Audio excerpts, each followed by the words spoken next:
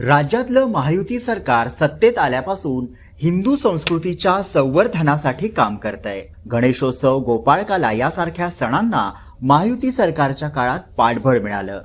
तसंच महायुती सरकारकडून हिंदूंचं श्रद्धास्थान असलेल्या देवस्थानाच्या विकासासाठी योजना राबवली जाते। याच अंतर्गत कोल्हापूर जिल्ह्यातील खिद्रापूर गावातील कोपेश्वर महादेवाच्या मंदिराचा विकास करण्यासाठी 21 कोटी 68 लाख रुपयांचा खर्च महायुती सरकारकडून केला जाणार आहे। मंदिराजवळील कृष्णा नदीच्या किनाऱ्यावर घाट अस्तित्वात नव्हता। आता महायुती सरकारने मंजूर केलेल्या निधीतून नदीच्या किनाऱ्यावर नव्याने घाट उभारला जाणार आहे। तसेच मंदिराच्या संरक्षक भिंतींची दुरुस्तीही केली जाणार आहे।